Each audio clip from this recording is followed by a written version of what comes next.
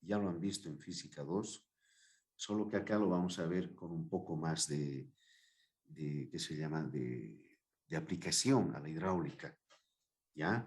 Pero los principios, las fórmulas, que no son más de 2 o 3, exagerando, son las mismas, ¿ya? Bien, entonces empuje y flotación es el tema número 4 del texto que nos sirve de guía. Principio de Arquímedes. En todo cuerpo sólido sumergido en un líquido actúan las fuerzas hidrostáticas. Así, sobre el cuerpo CDEF que tenemos acá, fíjense este oscurito, es el cuerpo CDEF de volumen B. Estas fuerzas hidrostáticas que actúan son FCD, o sea,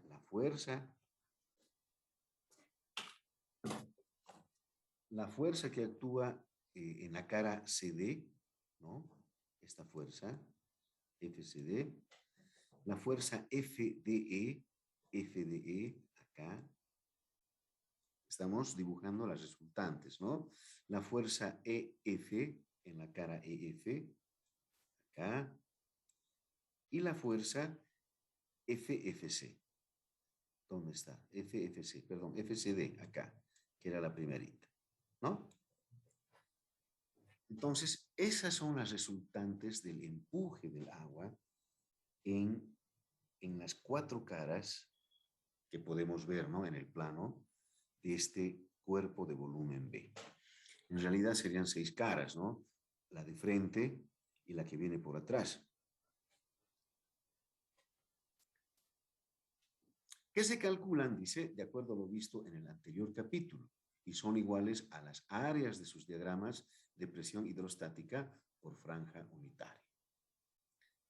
Las fuerzas horizontales que actúan en las paredes DE y FC son iguales y de sentido contrario, por lo tanto se equilibran, ¿no? Estas dos fuerzas son iguales, se equilibran. Normalmente, ¿qué decimos nosotros? Se anulan, decimos, ¿no? Y ya no las tomamos en cuenta. Como son de sentido contrario, entonces no pasa nada. Las fuerzas verticales que actúan en las paredes horizontales CD y FE, ¿a qué son iguales? La fuerza en CD es igual al peso específico por el volumen ABCD, ¿no? De agua que incide en esa cara CD. Aquí está la ecuación. Y la fuerza EF en esta parte es igual a la fuerza, al peso específico por la fuerza, por el volumen FADE que actúa en esta cara. Esta sería la ecuación. Si hacemos suma de fuerzas verticales, ya ese resultado lo llamamos E. ¿Qué voy a tener? La fuerza en la cara EF, positiva hacia arriba, acá está, menos la fuerza FCD, negativa, porque actúa hacia abajo. Saco el peso específico como factor común y tengo el volumen FABE menos el volumen ABDC. ¿A qué es igual esta diferencia de volúmenes? El volumen FABE es todo esto. Si a ese volumen le resto el volumen ABCD, ¿qué es lo que me queda? Este volumen, ¿no? Este volumen de acá. El volumen CDEF. Y ese volumen CDEF, ¿a qué es igual? ¿A qué es igual? Al volumen del cuerpo, ¿no? Al volumen del cuerpo. Hemos dicho acá, el cuerpo de volumen B. ¿Ya? Entonces, esta resultante de las fuerzas es igual al peso específico por el volumen del cuerpo. Esta fuerza se denomina empuje. El punto de aplicación de dicho empuje coincide con el centro de gravedad del volumen desalojado y se conoce como el centro de presión o centro de carena. Vamos a ir, mientras avancemos, vamos a ir aclarando cómo es esto del volumen desalojado, ¿no? ¿Cómo es el centro de gravedad del volumen desalojado? ¿Ya? Pero entonces el empuje es eso entonces. Esa fuerza se la denomina empuje. Y el punto de aplicación es el centro de gravedad del volumen desalojado. La ecuación 4.1 define la interpretación del principio de Arquímedes que se enuncia de la siguiente manera. Todo cuerpo sumergido en un líquido recibe un empuje vertical de abajo hacia arriba igual al peso del volumen del líquido que desaloja. Ese es el empuje vertical de abajo hacia arriba, ¿no? Nosotros hemos experimentado el empuje. Cuando estamos en la piscina, por ejemplo, somos más ágiles para saltar y cosas así, ¿no? Entonces, eso es por ayuda del empuje. Cuando estamos jugando, agarramos al compañero, al amigo, a la amiga dentro del agua y se la siente más liviana, ¿no? A la persona. No quiere decir que estoy fisicudo dentro del agua, nada que ver. Me está ayudando el empuje de abajo hacia arriba. ¿Ya? Muy bien. El principio de Arquímedes ha sido utilizado por el hombre desde hace 2250 años. Sus aplicaciones son muchas. Entre las principales se tiene. Seguramente han hecho acá algunas prácticas en física 2. Seguramente. La primera, con seguridad. Determinar el volumen de un sólido irregular midiendo la pérdida aparente de peso cuando se lo introduce completamente en un líquido de densidad conocida, ¿no? Eso hemos hecho en física 2. Determinar el peso específico de líquidos y sólidos. También hemos hecho en física 2 estas dos prácticas. Sirve también para el fundamento de la flotación de los submarinos, fundamento de la ingeniería naval, ascenso de globos aerostáticos, aeronáutica y la base del hidrómetro, aparato para medir el peso específico de los líquidos. Los que han hecho que se llama hidrología conmigo, creo que hemos hecho acá, ¿no? No, esto lo hemos hecho en el tema número 2, lo del hidrómetro. Bueno, entonces, fíjense que sirve para muchísimas cosas. Y hay algunas que nosotros ya las hemos hecho en laboratorio de física. Bien, entonces, eso es el empuje que nos va a servir a nosotros para utilizarla en la flotación. ¿Qué es la flotación? ¿No? Nuestro tema es empuje y flotación. Ya hemos visto lo que es empuje, ya lo sabíamos de física 2, pero ahora, ¿qué es la flotación? El peso propio de un cuerpo sumergido actúa hacia abajo, en oposición al empuje del líquido, experimentando una pérdida de peso aparente. Para que flote, dependerá del empuje hidrostático hacia arriba, según este sea menor, igual o mayor al peso del cuerpo. Los cuerpos que flotan en un líquido se sumergen hasta que el empuje sea igual al peso del cuerpo, ¿sí? Verificándose la condición de flotación. El peso es igual al empuje. Cuando se produce esa igualdad, entonces el cuerpo está en condición de flotación. Bueno, cuando se produce esa igualdad. Entonces, aquí vemos nosotros en las figuritas dos cuerpos que se sumergen, pero en distintas situaciones. ¿Ya? Entonces, vamos a ver el primero. Acá tenemos un cuerpito, ¿no? Cuadradito, ¿ya? Fíjense, el peso del cuerpo, ¿dónde actúa? Actúa en el centro de gravedad. Y el empuje actúa en el centro de presión. Nosotros ya sabemos lo que es el centro de presión, ¿no ven? Ya sabemos lo que es el centro de presión. Lo hemos visto en fuerzas hidrostáticas. Entonces, acá actúa el empuje en el centro de presión. Entonces, un cuerpo está en equilibrio si el centro de gravedad y el centro de presión se sitúan sobre la misma vertical, ¿no? Aquí está la misma vertical.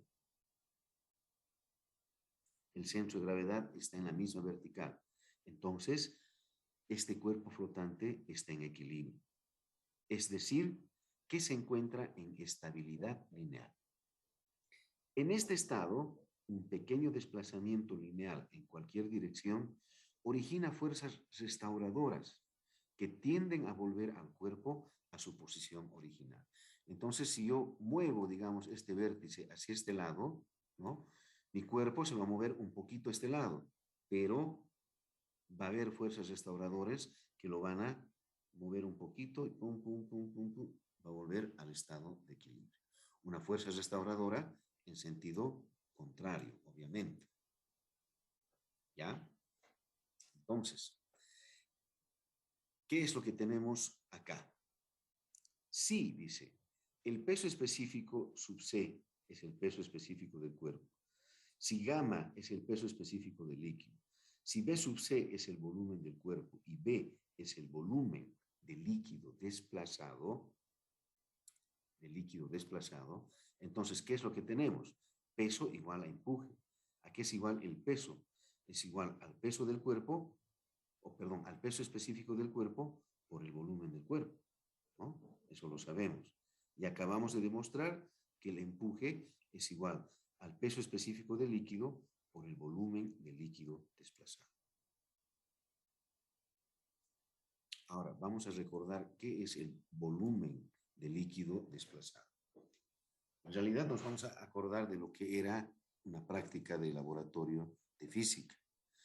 ¿Cómo hacíamos nosotros para determinar el volumen, esto de acá, esto, el volumen de un sólido irregular?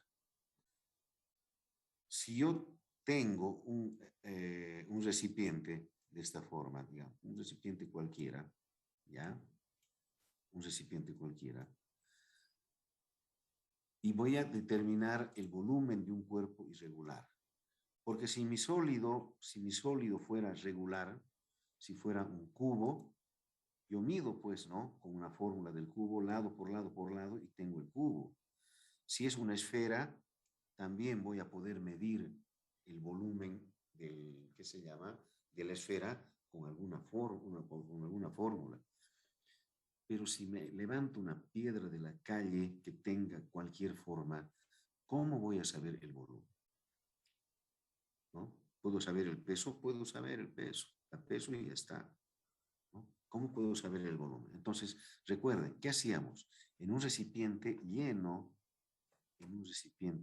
de agua, hasta el ras del agua, ¿no? Al ras. ¿Qué es lo que hacía yo? Introducía ese volumen, ese cuerpo de volumen irregular, mi piedra. Debajo de este recipiente, yo tenía otro recipiente, ¿no? Otro recipiente. Un lavador, ¿qué se llama?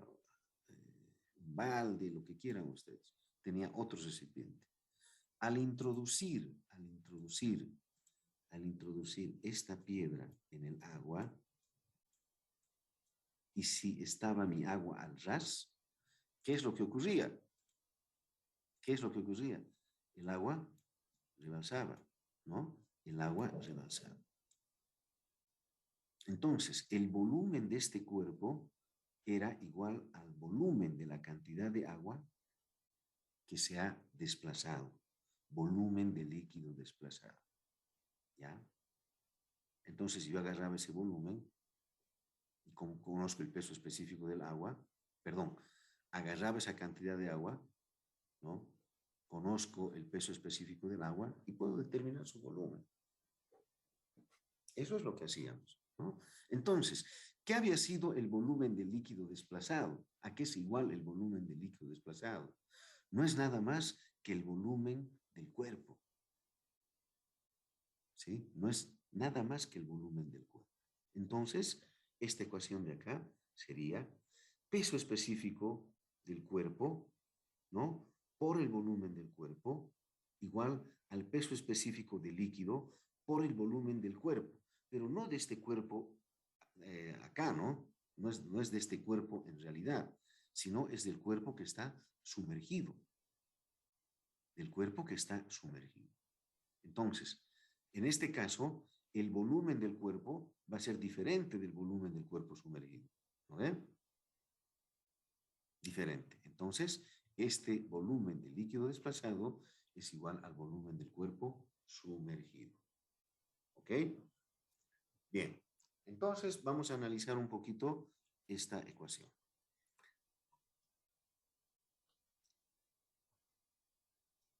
Si el volumen del cuerpo es mayor que el volumen del cuerpo sumergido, entonces para que se produzca esta igualdad, el peso específico del cuerpo tiene que ser menor que el peso específico del líquido.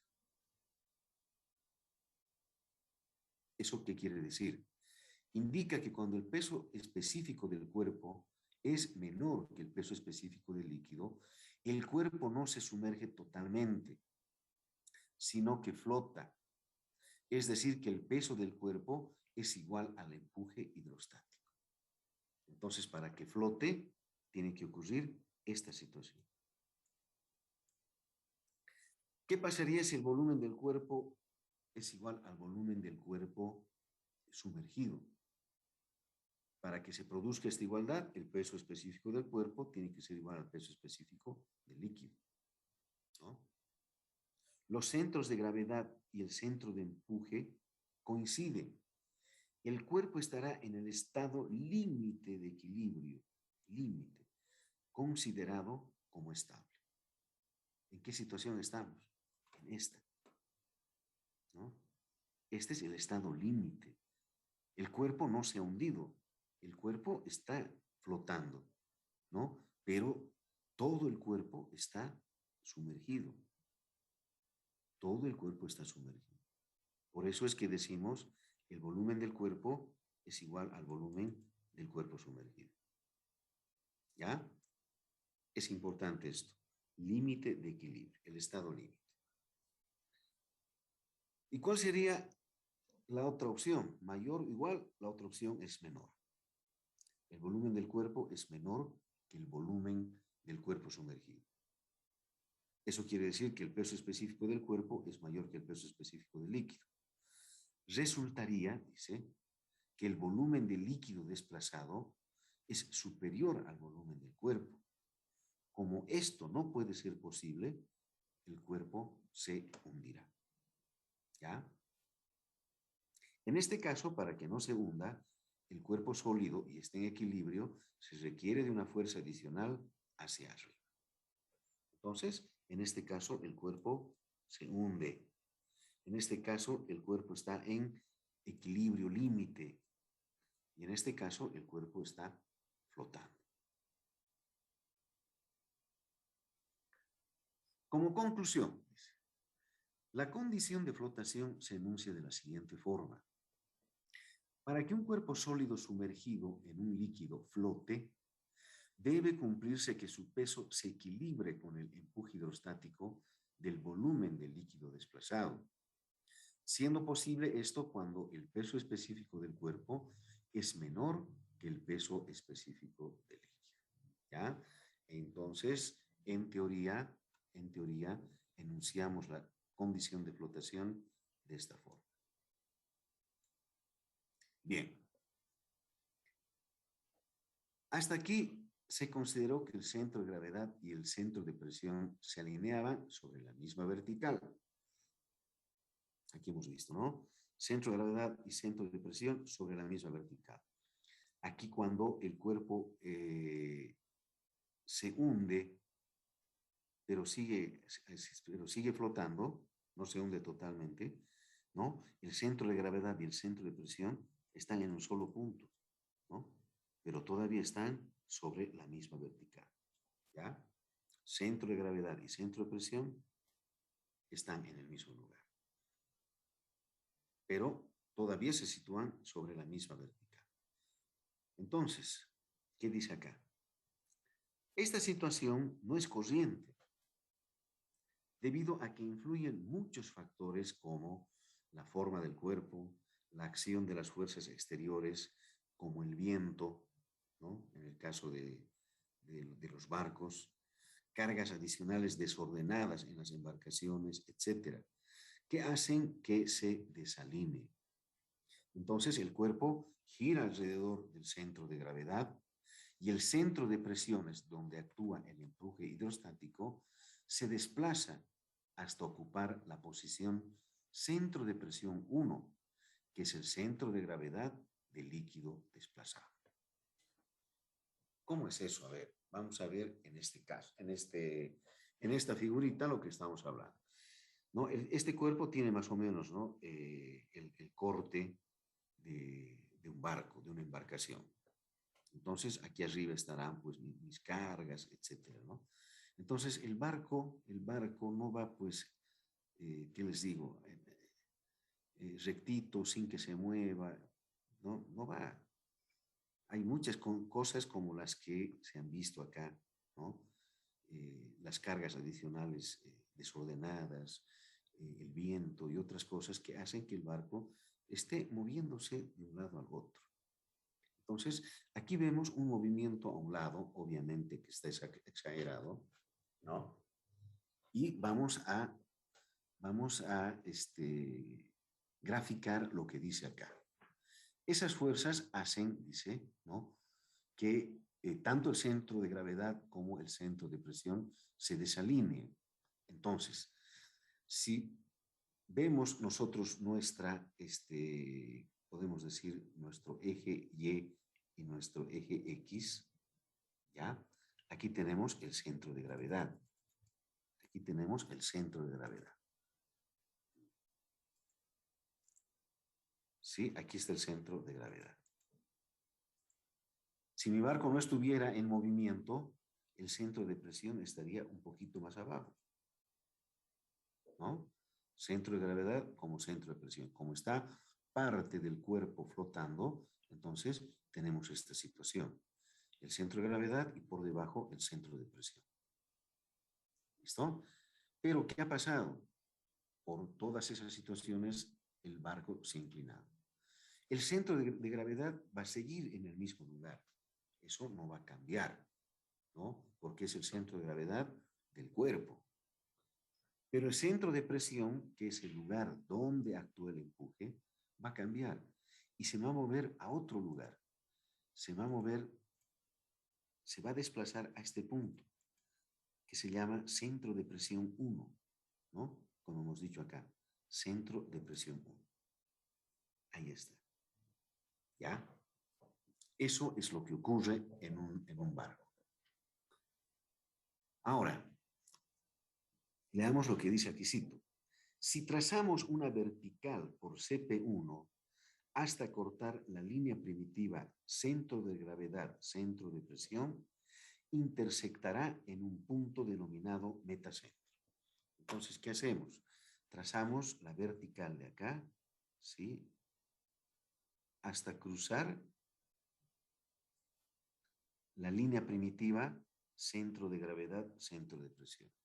Y ahí vamos a encontrar un punto M, que se llama metacentro. ¿Sí? Perfecto. Ahora, este lugar de M es el lugar ahora donde va a actuar el empuje, ¿no? Perdón, este centro de presión va a ser el lugar donde va a actuar el empuje. Entonces, fíjense que acá ya no puedo hacer yo suma de fuerzas verticales, porque no están en el mismo eje. Estas fuerzas me van a producir un momento, ¿no ve? Estas fuerzas me producen un momento. Un momento cuando esté a este lado, un momento volcador, cuando esté girando a ese lado. Y cuando también por las mismas causas, ya sean vientos y otras cosas, este cuerpo gire al otro lado, entonces voy a tener un momento hacia el otro lado, que va a ser contrario al momento volcador. Este momento va a ser un momento estabilizador. Entonces, momento volcador, momento estabilizador, momento volcador, estabilizador, y así va a ir avanzando y Dije una consulta. navegando. Sí, Quiere decir que va a haber un momento contrario donde se va a girar el, el objeto o el bote, digamos. sí, claro que sí. O sea, no va a girar, ¿no? Se va a mover hacia un lado. A ver, no sé, ustedes han debido tener hermanitos o algunos tienen hijos, qué sé yo, que han tenido alguna vez un muñequito con un montón de arena bajito. ¿Lo ve? Un payasito, un muñequito que tiene arena en la parte de abajo. Es un payasito de plástico, de nylon, etcétera. Que le damos un golpe en la cabeza y el muñequito va a un lado, va al otro, va a un lado, va al otro y vuelve a su posición original. ¿No ven? Eso es lo que ocurre acá. Va a un lado, va al otro, va a un lado, va a un otro, va a un lado, va al otro. Entonces, de esa forma, la embarcación va navegando y avanzando. ¿Ya? De esa forma. Entonces, ¿qué es lo que va a pasar acá? Este punto M puede variar de lugar. ¿Sí? Puede estar encima del centro de gravedad, puede estar por aquí abajo, va a depender de muchas cosas, ¿no? Va a depender del que se llama, del volumen del cuerpo, del peso específico del cuerpo, del peso específico del agua y cosas así. Entonces, este lugar puede variar. El lugar del metacentro. ¿Cómo puede variar? Dice, cuando el metacentro se sitúa encima del centro de gravedad, se tiene que la distancia metacentro-centro de gravedad es mayor que la distancia centro de gravedad-centro de presión. Las fuerzas peso y empuje producen un par adrizante estabilizador ME, encontrándose en un equilibrio estable de flotación, ya que contrarresta el giro del cuerpo. ¿Sí? Es lo que decíamos, ¿no? Que, entonces, el cuerpo gira a este lado y el peso y el empuje me producen un momento estabilizador que lo hace girar al otro lado. Cuando gira al otro lado, nuevamente el peso y el empuje me producen otro momento estabilizador que lo llevan al otro lado. Y así sucesivamente, ¿no? Va de un lado al otro. Y no se vuelca.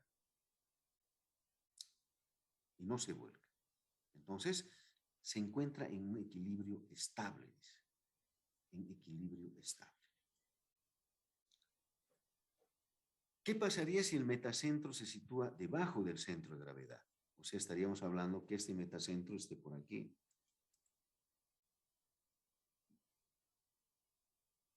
¿Qué ocurre en esa situación? Si el metacentro se sitúa debajo del centro de gravedad, se tiene que la distancia metacentro-centro de gravedad es menor que la distancia centro de gravedad-centro de presión. Las fuerzas, peso y empuje producen un par adrizante volcador, encontrándose en equilibrio inestable, ya que ayuda a volcarse el cuerpo. Entonces estaríamos en esta situación, ¿no? Aquí está mi metacentro. Aquí está mi metacentro, ¿no? Entonces, si mi cuerpo gira o se inclina hacia este lado, por la posición del empuje y del peso, por esta posición, hay un momento de este tipo. Ya no es un momento estabilizador como el de acá, como este de acá, ¿no? Ya no es un momento estabilizador, sino es un momento volcador, o sea, que ayuda a volcarse el cuerpo. ¿Ya? En este caso, ¿no? Yo giro a este lado, pero la posición del empuje hace que se produzca un momento estabilizador. Fíjense cómo está, ¿no? Fíjense la posición del empuje. este momento de acá, ¿qué dirección tendría este momento? ¿No? Hacia este lado, momento estabilizador.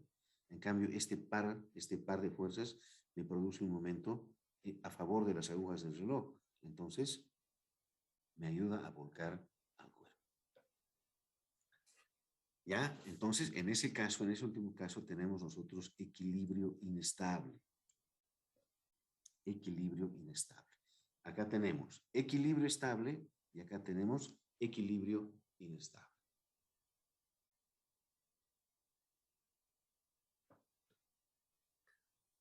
Para la condición de flotación, debe cumplir que su centro de gravedad se ubique debajo del metacentro.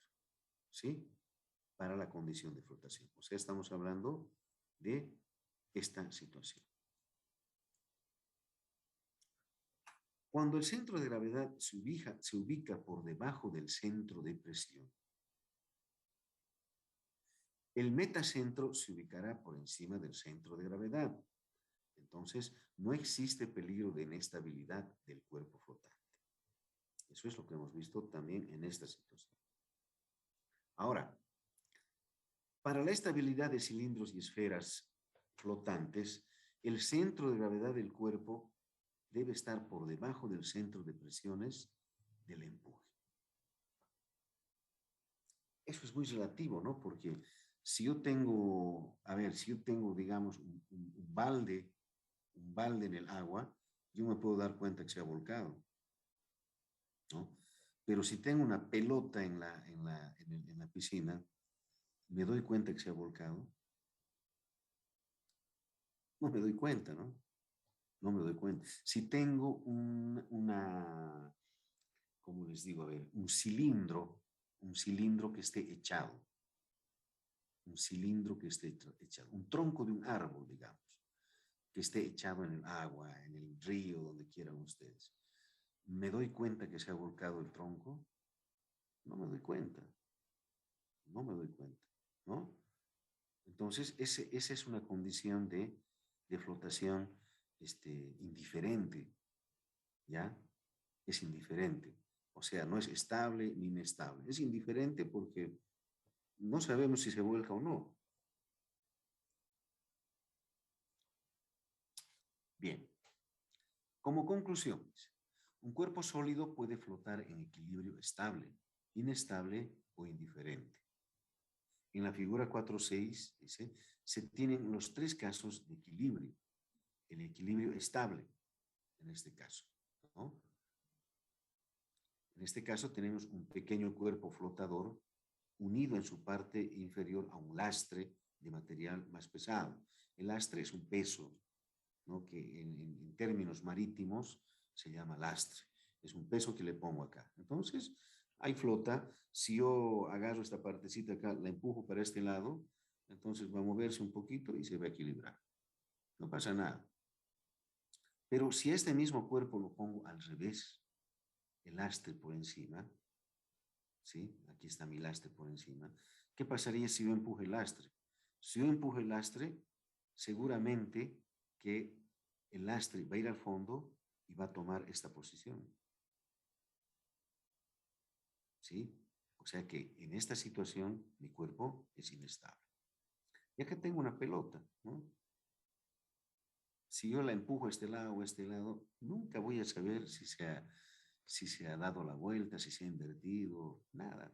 Entonces, esa situación es indiferente, ¿ya?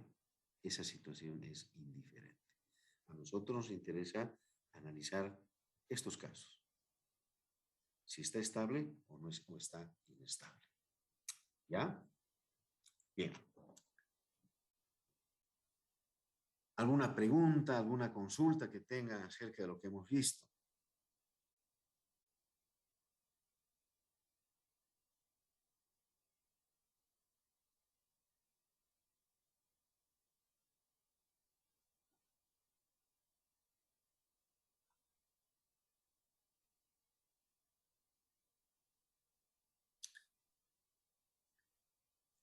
Bien, me alegro que haya quedado claro.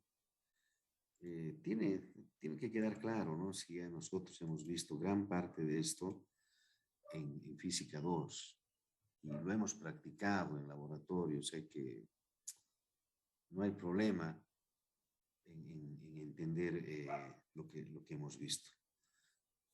Bien, váyanse anotando en el chat, por favor. ¿Ya? Bien, la próxima semana vamos a hacer, en todo caso, los ejercicios de este tema. Entonces, yo quisiera proponerles que el examen, nuestro primer examen parcial, si hoy es 17, ¿no? Si hoy es 17, el siguiente viernes, 1, 2, 3, no, es el 17, el 24, haríamos ¿qué se llama? Nuestros ejercicios, y quisiera proponerles que el primero de octubre sea nuestra primera evaluación. ¿Listo? Miren, tenemos 15 días, y capaz que por ahí ni podamos dar el primero, porque el día 28 son las elecciones para rector y decanos, etcétera. Y si no hay un resultado, ¿cómo se dice? A ver, si no hay humo blanco, a los 3 días sería la segunda vuelta, si no estoy equivocado. Así es, ¿no? Inge, ¿usted cómo la ve? ¿Cómo la ve la cosa? ¿Cómo la ve? Yo la veo de lejitos. Yo la veo de lejitos, ¿Qué? ¿no? De lejitos. De lejitos. No sé. Ingeniero, usted en caso que, supongo nos avisará un día antes, ¿no? Para la postergación del examen, si es que habría algún... Todos nos vamos a enterar, ¿no? Todos nos vamos a enterar de que si hay segunda vuelta o no hay segunda vuelta. Entonces, los resultados son ese mismo día. Si no hay segunda vuelta, damos examen el primero, ¿no? Si hay no sé, por ahí yo les propondría dar el primero nomás. Hay o no haya segunda vuelta. Sí, está bien. A ver, ¿en qué nos va, más bien nos va a ayudar a que, ¿qué se llama? Porque postergarlo una semana más, no sé. Sí, por ahí habría alguna posibilidad de un recuperatorio y mejor debemos primero. Eso está difícil. Eso está más difícil que haya ganador en la primera vuelta de elecciones. No, pues... Pero no sé, lo veamos. Tenemos todavía el 24 para charlar un poco. Lo que yo sí les pediría es que vayan repasando, estudiando, vean los videos, ya los videos están en la plataforma Moodle, pídanme solicitud de acceso para entrar a mi, ¿qué se llama? A mi Drive. Entonces, vayan estudiando, ¿no? ¿Quién nos dice que hay un ganador aquí? El primero estamos dando examen. ¿Listo? El 24 definimos si hay segunda vuelta, damos nomás el primero o vamos al 8.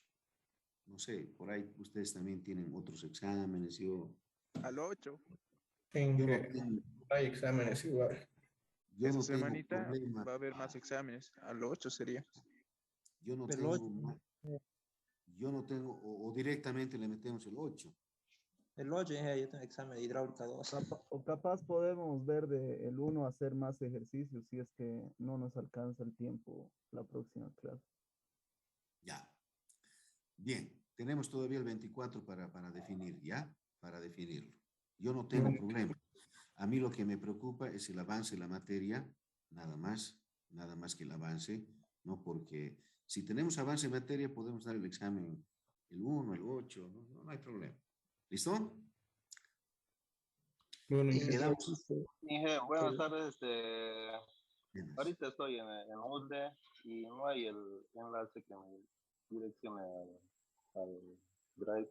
¿No hay todavía? No.